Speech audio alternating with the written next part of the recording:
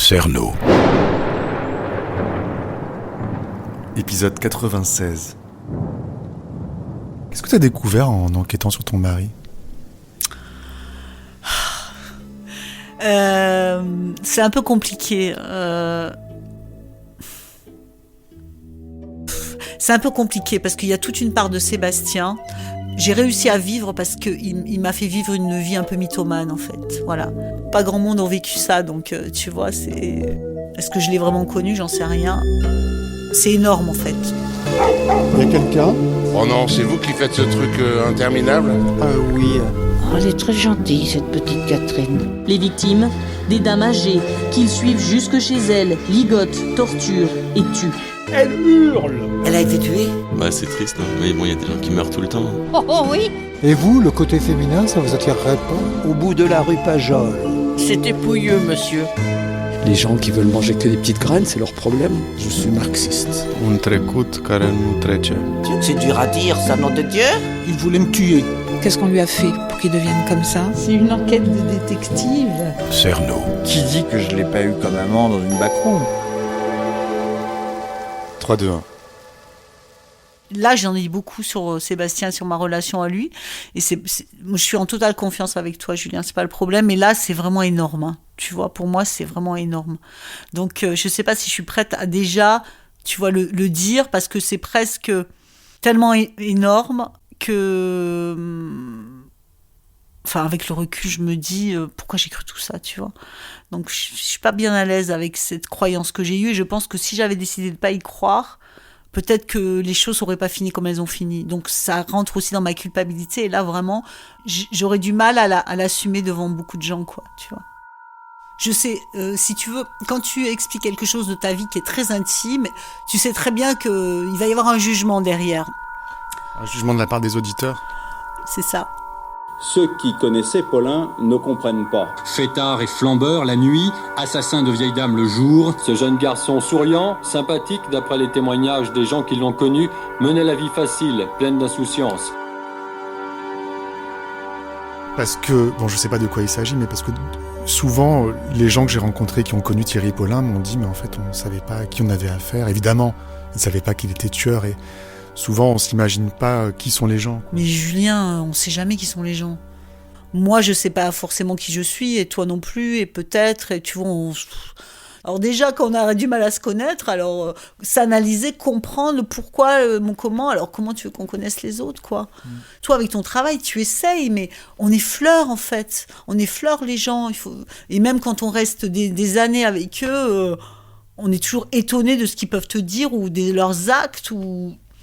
Donc, non, tout ce que je sais, c'est que, voilà, je l'aimais. Bon, après, ça va...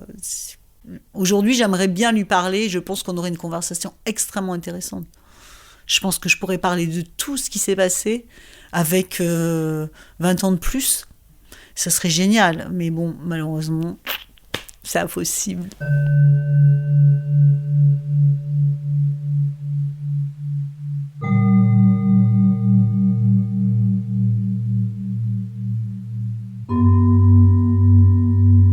Ce que j'ai pas dit encore, c'est que tu es journaliste.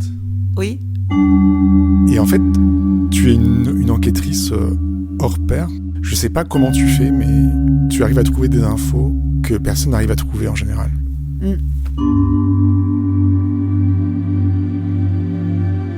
Et donc, du coup, quand toi, tu as commencé ton podcast et que je t'expliquais à chaque fois, je me disais, j'en veux plus. Bon, ils m'en donnent pas plus, je vais chercher, quoi, tu vois. Et ça me faisait du bien de trouver des choses qui... je sais pas comment t'expliquer. C'est un peu... Tu sais, c'est un peu fait profiler, je crois. C'est-à-dire se demander, tiens, est-ce que je peux trouver... Là, il a pu se passer des choses. Et puis après, tu découvres un truc. Et ah, mais lui, il a dit ça, alors tac, tac. Tu vois, j'ai trouvé des trucs incroyables. Comme par exemple, Maman Jojo. La grand-mère de Thierry Paulin. Voilà. Eh ben, figure-toi que son nom de jeune fille de naissance, c'est Paulin. Ça veut dire que notre fameux Guy... le père de Paulin. Le père de Paulin, c'est un enfant hors mariage. Tu comprends ce que je veux dire ? Ah. C'est-à-dire qu'elle ne l'a pas eu avec un monsieur Paulin. Donc c'est avant le mariage. Oui. C'est-à-dire le père, on ne sait pas qui c'est. Donc tu vois, et en fait, c'est pas si rare en fait. Moi, je me suis rendu compte quand j'ai fait la généalogie de ma mère, le nombre de filles mères, de machin, c'est un truc de malade. Hein. C'est-à-dire qu'à l'époque, ça aussi, c'est des trucs qu'on vit plus, puisqu'il y a la pilule, il y a eu l'avortement. Mais à l'époque, le nombre de jeunes filles qui avaient des enfants comme ça, et puis le mec ne le reconnaissait pas et qui les foutait en nourrice, c'était gigantesque, tu vois.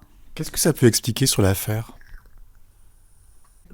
Disons que déjà, donc je crois qu'elle a eu 4 enfants, maman Jojo, de ce que je vois. Et je crois que le père de Thierry Paulin, c'est le seul, en fait, je crois, qui n'avait pas de père, quoi. Donc, peut-être que même ce petit-fils qu'elle a accepté de prendre, tu vois, c'était quand même le fils. Enfin, tu vois, c'était moins facile, peut-être, pour elle aussi, tu vois. C'est un peu, peut-être, l'enfant de la honte. Ouais. Enfin, de toute façon, moi, je pense que c'était une grosse bosseuse. Je pense qu'elle tenait son truc, que c'était une figure de lance, quoi. Et je pense que oui, elle l'a peut-être laissé comme tous les gosses étaient laissés. C'est pas tellement elle qui l'a laissé, c'est sa mère, tu vois. C'est sa mère qui l'a laissé. C'est pas sa grand-mère, tu vois. Donc il y a des trucs il y a eu beaucoup, tu sais, j'ai découvert des trucs. Il y a beaucoup de choses, en fait. Finalement, il a été oublié. C'est toi qui remets un peu cette histoire en lumière, en fait. Tu me montres ce que tu as. Donc, tu as un ordinateur portable. Attends, je vais te faire une place. Alors, j'ai un petit ordinateur portable. Et tu as aussi un cahier. J'ai un cahier où dedans j'ai mis les dames et tout. Alors, sur cet ordinateur portable, il faut absolument que je greffe ça parce qu'il fait 3 gigas. Ok. Alors, on va voir si ça marche. Alors, mon très cher Julien, où es-tu ? Voilà, tu es là. Ding ding. Cerno, donc tu vois, c'est un gros dossier avec beaucoup de choses.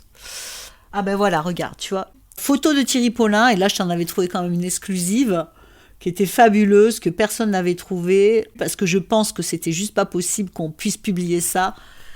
C'est Paulin devant une affiche Johnny Hallyday, en Martinique sur une terrasse apparemment. Ouais, je crois aussi, et celle-là on l'avait jamais vue.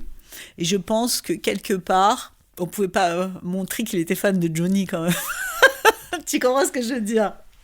Ouais, il pose devant l'affiche. Ah ouais, il a l'air super content. Mais t'as vu, il a déjà l'allure, quoi, du mec qui... C'est une photo en noir et blanc, où c'est une énorme affiche qui est posée sur une terrasse. En plus, là, il y a des bouquins, je sais pas ce que c'est comme magazine. C'est étrange. Il y a du linge qui pend. Et puis, il a une allure un peu chic, enfin tu vois, tu le vois, il est un peu... Enfin, il se la joue star, quoi, un peu, Thierry. Hein ? Comme si c'était lui Johnny Hallyday, quoi. Exactement. Il a une chemise blanche, une montre qui brille. Ouais. Il est habillé, quoi. Ouais, et puis il est habillé... il est... Ouais. Un peu classe. Ouais. Il a quoi ? Il a 10 ans. Non, un peu plus. Un peu plus, parce que j'ai regardé quand est-ce que l'affiche était sortie. Donc c'est peut-être pas en Martinique, alors. Attends, je vais te dire. Voilà. Non, mais tu vois jusqu'où je gratte. Quand je te dis 76. Oui, donc c'était à Toulouse. Quel âge il a ? En 76, il a 13 ans. Ah ben voilà, c'est à Toulouse. Alors, c'est peut-être en haut de l'immeuble où vit son père. Pourquoi il est allé se faire prendre en photo ? Tu vois, tu sais bien que tu mets pas un poster sur une terrasse, quoi. C'est une mise en scène, tu vois. Ouais.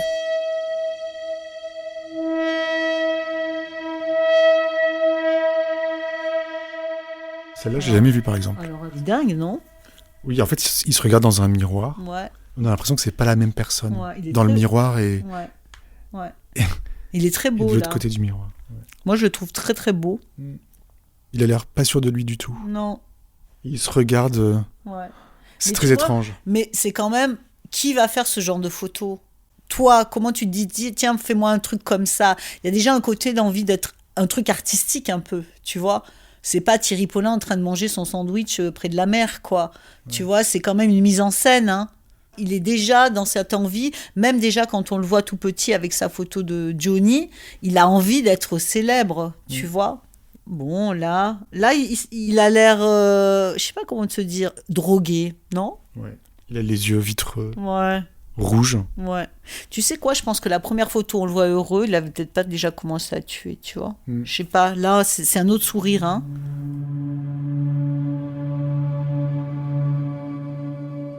Voilà. articles. Alors après, alors j'ai rangé les articles. Donc, libération de Mathurin, avant, arrestation, mort de Paulin, procès Mathurin, analyse psy actuelle. Donc ça aussi, je dois en avoir des tas. C'est un truc de fou, t'en trouves de partout, dans les newspapers, le Star Tribune de Minneapolis, tu vois, c'est allé hyper loin. Vancouver Sun.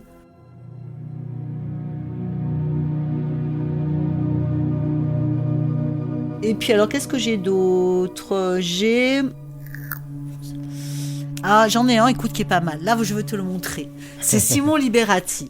Et je vais te dire, Simon Liberati, je sais pas si tu le connais, c'est un auteur un peu, je crois, underground, tu vois, qui a été vraiment sur Paris dans les années 80. Et ce mec-là, il a écrit 2 bouquins. Et dedans, dans les 2 bouquins, il cite Thierry Paulin. Alors, c'est assez intéressant. Alors, je te lis l'extrait qui vient de son livre qui s'appelle « 113 études de littérature romantique ». Il me reste à parler de Lili et de Litchi. Je n'ai vu Lilith que 2 fois dans ma vie. La première sur la piste du Flashback, un club de la rue des Trois Frères, où se produisait en même temps qu'elle Thierry Paulin, le tueur de vieilles dames. La rue des Trois Frères, c'est là où il a tué Maria Miko Diaz.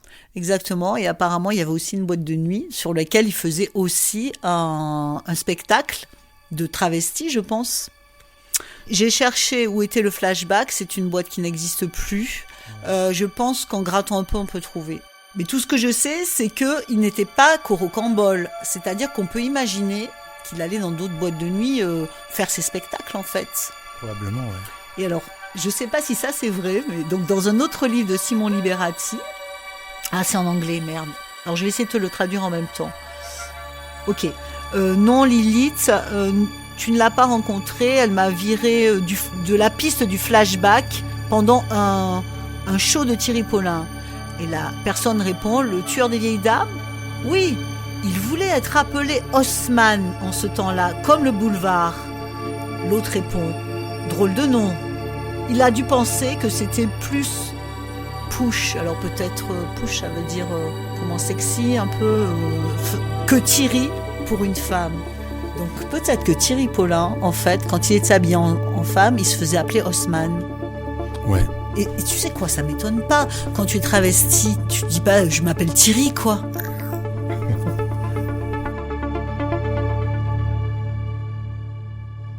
André Gescoff, veuve Ladan. Oui. Tu vois qui c'est ? Oui, très bien. C'est la victime de la rue Bayou. Oui, exactement. Sur laquelle je travaille à présent. Oui. Est-ce que tu as des infos sur elle ? Un petit peu. Attends, je vais te donner. J'ai mon petit carnet Cerno. Alors, notre cher André Fernande Gescoff, donc il s'est marié avec un monsieur Ladan, habite au 12 rue Bayou. Elle a été tuée le 6 janvier 1986. Elle est née le 9 octobre 1908 à Morée, dans le Loir-et-Cher. Et son métier, c'était couturière. Ah. Ouais. Comment tu sais ça ? J'ai dû trouver ça sur son truc de mariage. Donc elle s'est mariée le 8 février 1930 à Paris dans le 14e avec Lucien Georges Gaston Ladan, magasinier à la préfecture et qui était aussi cégétiste. Ils ont eu 3 enfants. Ah. Jacqueline, née en 1930, et ensuite 2 jumeaux, Henri et Robert, nés en 1933, mais malheureusement Henri est mort en 92 et Robert en 2005.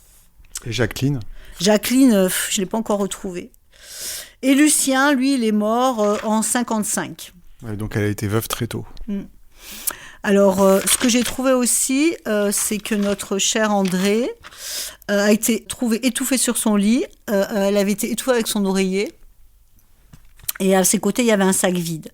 Et en fait, le médecin qui a fait sa déclaration de décès, elle s'appelle Micheline Vignol. Et elle semble toujours en vie. Elle a pris sa retraite en 2009, je pense, donc il y a 15 ans.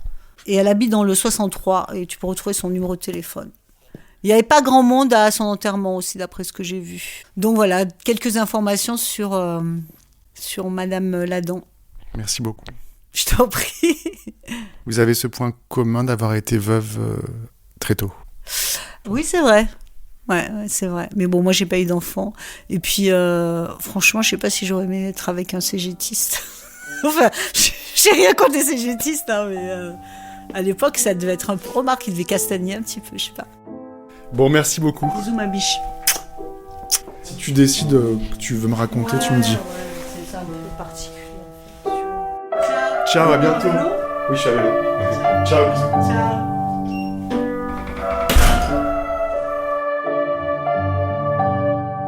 Je regrette à certains moments que la peine de mort n'existe plus et qu'on ne puisse plus l'appliquer, a déclaré le ministre de l'Intérieur, M. Charles Pasqua. La peine de mort! La peine de mort! La peine de mort! 3, 2, 1. Je suis à mon bureau, je règle mon micro et j'ai un certain nombre de recherches à faire après mon passage chez l'Isadol. D'abord, j'aimerais essayer de rencontrer Simon Liberati. Alors, je tape son nom dans Google. Je vois qu'il est journaliste, qu'il a 62 ans, qu'il est marié à Eva Ionesco. En 2008, il a été arrêté par la police avec Frédéric Becbédé et placé en garde à vue pour consommation de stupéfiants sur la voie publique. Et je vois qu'il vient de publier un roman aux éditions Grasset. Je vais contacter son éditeur.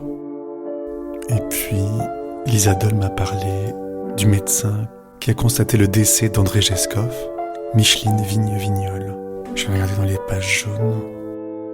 Alors effectivement, il y a bien une Micheline Vigne-Vignol dans le Puy-de-Dôme. D'après l'Isadol, elle devrait avoir près de 90 ans aujourd'hui. Le mieux, c'est que je lui écrive une lettre. Ensuite, dans mon ordinateur, j'ai retrouvé un article du Matin de Paris qui date du 22 juin 86, intitulé « Le tueur est toujours dans la ville », et il y a un passage qui concerne la rue Bayou. Je vous le lis. « La méfiance est quelquefois la haine. Au 12 de la rue Bayou, 14e arrondissement, on poursuit tout ce qui est différent de soi, les étrangers. Entre guillemets, si Madame Ladan a été assassinée, c'est parce que le gouvernement laisse tous ces gens-là traîner chez nous. Au 12 rue Bayou, aujourd'hui l'agressivité est permanente. Ainsi, ce distributeur de prospectus, interpellé par les gens de l'immeuble, frappé même par un des locataires, qui hurle qu'il faut lui taper dessus, qu'il est de connivence avec la fille qui se dit journaliste. Je sais pas de qui il parle. L'appartement de Madame André Ladan est occupé aujourd'hui par son fils. Donc voilà, ça a engendré de l'agressivité, du racisme, de la violence, un rejet des journalistes apparemment, et donc le fils de la victime a emménagé dans l'appartement. Mais bon, d'après l'Isadol, il est mort aujourd'hui.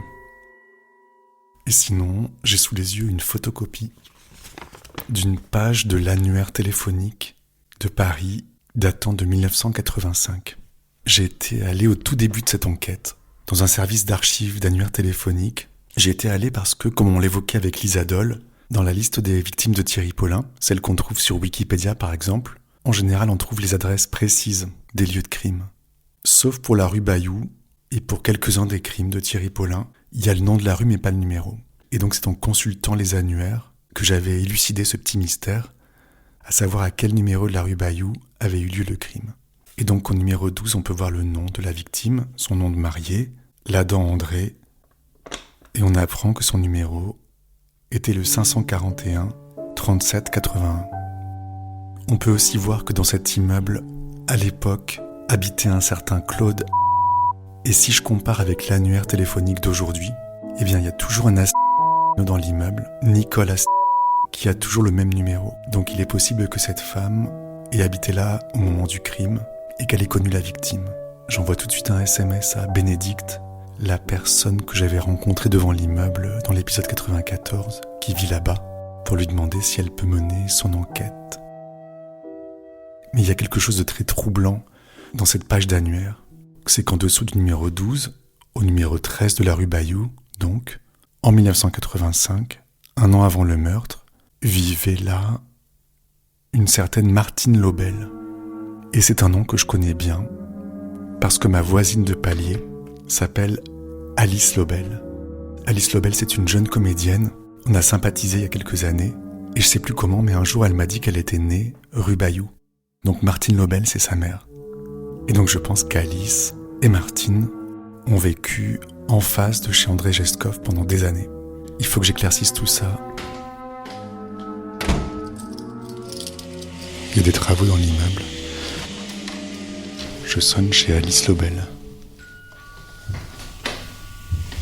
Salut Alice, ça va et toi? Oui, t'arrives au milieu des travaux, c'est super. Oui. Ça va? Ouais, très bien, je suis contente de te voir. Qu'est-ce que tu es en train de faire? Là, écoute, j'étais en train d'envoyer des mails, tu sais, des mails de relance à n'en plus finir pour mon spectacle, là, dans des trucs de presse, des machins, des trucs comme ça.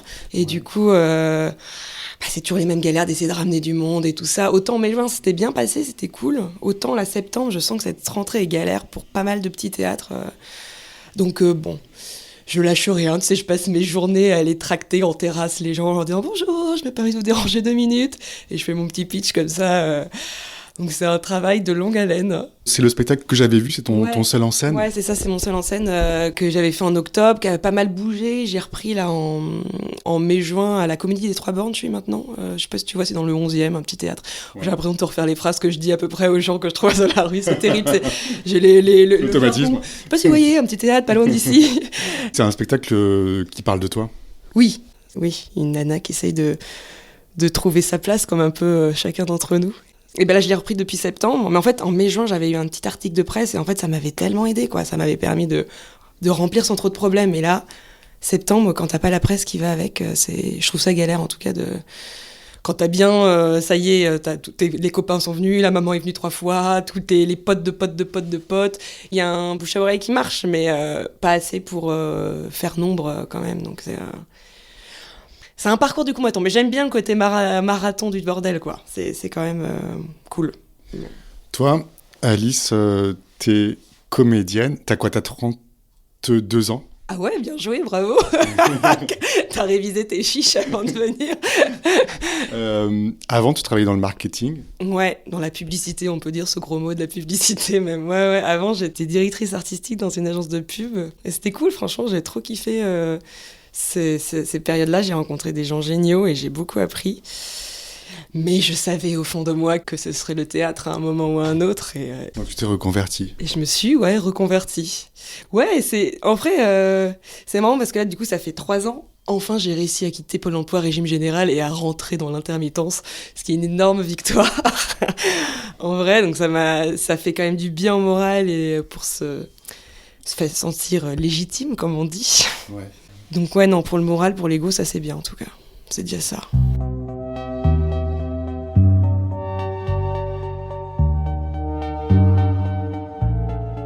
Pour l'instant, ouais, franchement, moralement, ça va. je te jure, ça va.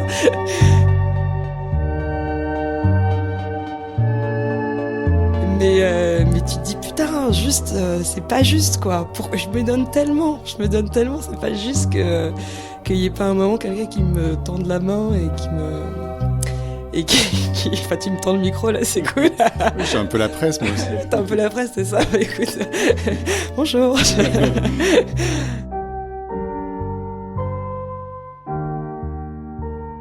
Là, on est dans ta cuisine, qui est orange.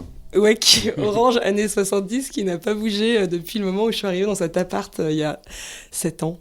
Tu vis en coloc avec 2 autres filles. Ouais, c'est ça. On est 3 depuis un bail, dont une qui est là depuis 5 ans, que tu connais, du coup. Edith, voilà. Et Mathilde. Et Mathilde, qui est là aussi, que tu connais aussi, évidemment, depuis 2 ans et demi. Ouais.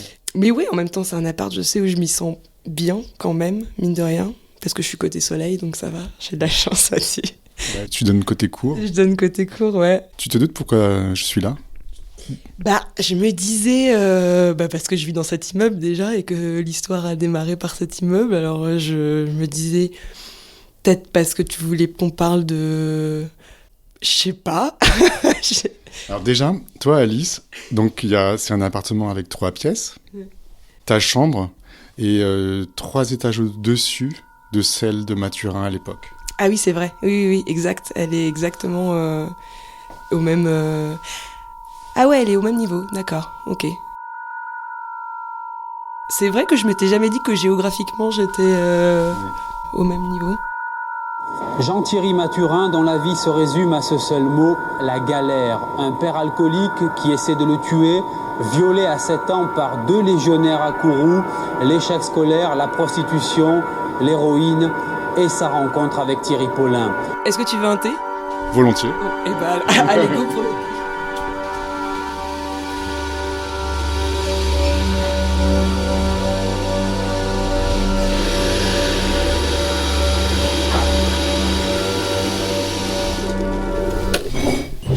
saisir des grandes occasions. Tu bois du thé toute la journée? Absolument toute la journée. C'est l'exercice principal de mes journées, ouais.